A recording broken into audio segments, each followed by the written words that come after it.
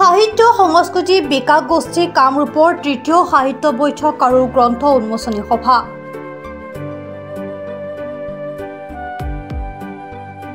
সাহিত্য সংস্কৃতি বিকাশ গোষ্ঠী কামৰূপৰ সোণতলা চিনাকি ভৱনত আজি গোষ্ঠীৰ সম্পাদক প্ৰফুল্ল চৌধুৰীয়ে আঁত ধৰি সভাপতি ডক্টৰ শৰৎ চন্দ্ৰ ৰাভাই পতাকা উত্তোলন কৰাৰ লগতে গ্ৰন্থ উন্মোচনী সভাৰ সভাপতিত্ব কৰে। আৰম্ভণিতে কবি সাহিত্যিক নাট্যকাৰ গীতিকাৰ ৰঞ্জিত চৌধুৰীয়ে ৰচনা কৰা কবি গল্পকাৰ সংগীত শিল্পী শ্ৰীযুত দ্বিজেন দাসে সুৰ দিয়া আৰম্ভণি গীতেৰে শুভাৰম্ভ কৰে।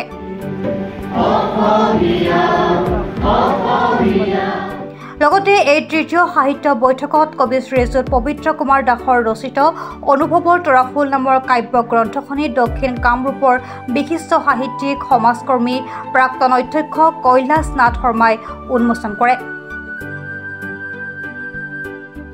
তেওঁৰ উন্মোচনী ভাষণত কবি দাসৰ প্ৰথম পদক্ষেপ হিচাপে কাব্য গ্ৰন্থখনিয়ে সাহিত্যৰ ক্ষেত্ৰখন উজ্বলাবলৈ প্ৰয়াস কৰা কাৰ্য অতিকৈ প্ৰশংসনীয় বুলি মন্তব্য কৰে। লগতে গোষ্ঠীৰ এনেধৰণৰ সৃষ্টিশীল পদক্ষেপে অসমৰ ভাষা সাহিত্যৰ উত্তৰণত বিশেষ বাৰ্তা বহন কৰিব বুলি উল্লেখ কৰে। ধন্যবাদ জ্ঞাপন কৰিছোঁ। আজিৰ এই অনুষ্ঠানটোৰ নাম হৈছে সাহিত্য সংস্কৃতি বিকাশ গোষ্ঠী কামৰূপ। এই অনুষ্ঠানটোৰ মূল উদ্দেশ্য হৈছে সাহিত্য চৰ্চা কৰা। আমাৰ অঞ্চলত কামৰূপৰ বিভিন্ন অঞ্চলত প্ৰবীণ নবীন বহুতো সাহিত্যিকে এতিয়াও সা সুবিধা পোৱা নাই।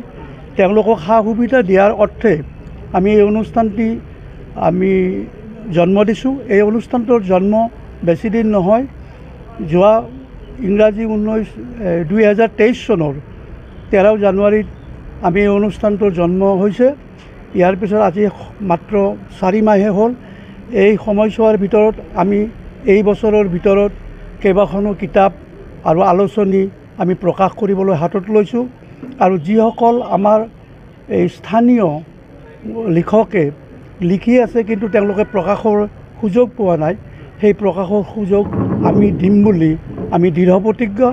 আমি সকলোৱে আলোচনা কৰিছোঁ আৰু এই অনুষ্ঠানৰ জৰিয়তে অকল সাহিত্যই নহয়, সংস্কৃতিৰ ক্ষেত্ৰতো যিসকলে ৰাইজৰ মাজত পৰিচিত হোৱাৰ সিমান সুবিধা পোৱা নাই সেই সকলকো সুবিধা দিম বুলি আমি এই অনুষ্ঠানটোৰ জন্ম দিয়া হৈছে।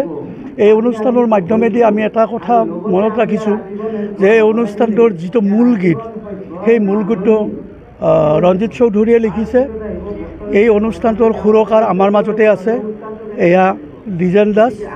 আৰু এই অনুষ্ঠানটোৰ মাজেদি আমাৰ নতুন সদস্য এজনে প্ৰথম আৰম্ভণিতে প্ৰথম এই সভাতে আমাৰ নতুন সদস্য এজনে এখন বৰ ভাল কবিতাৰ পুথি লিখিছে। তেওঁ ইতিমধ্যে দক্ষিণ কামৰূপৰ চিনাকি। তেওঁ ইপিনে বিভিন্ন আলোচনী, অসমৰ বিভিন্ন আলোচনীত তেওঁ লিখি আহিছে।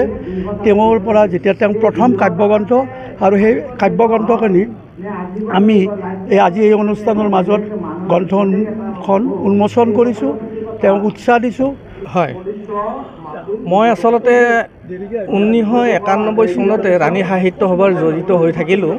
তাৰ আগৰ পৰাই মই স্কুলীয়া কলেজীয়া জীৱনৰ পৰাই মই কিছু মনৰ ভাৱ লিপিবদ্ধ কৰি ৰাখি সেইটো সাঁচি আছিলোঁ।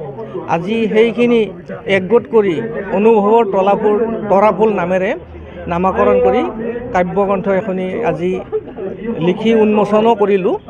আৰু ভৱিষ্যতে মনৰ ভাৱত লুকাই থকা বিভিন্ন ঘাট প্ৰতিঘাত, অঞ্চলটোৰ ৰাজনৈতিক দুৰ্দশা ইত্যাদিকে ধৰি যিমানবিলাক সংঘাত আছে এই আটাইবোৰ ধৰি ৰখাৰ চেষ্টা চলাই মই লিখা কামখিনি অব্যাহত ৰাখিম। পৰিকল্পনা মোৰ এখন গল্প সংকলন ঠিক যোগাৰ হৈছে। সেইখিনি যদি সুবিধা হয়, আৰ্থিক অলপ দৈন্যতাৰ কাৰণে মই সেইখিনি পিছ পৰি আছোঁ। সেইখিনি মই পৰৱৰ্তী কালত সেইখিনি চিন্তা চৰ্চা চলাই আছোঁ। নিউজ ডেস্ক ৰিপৰ্ট, প্ৰাত টাইম ডিজিটেল।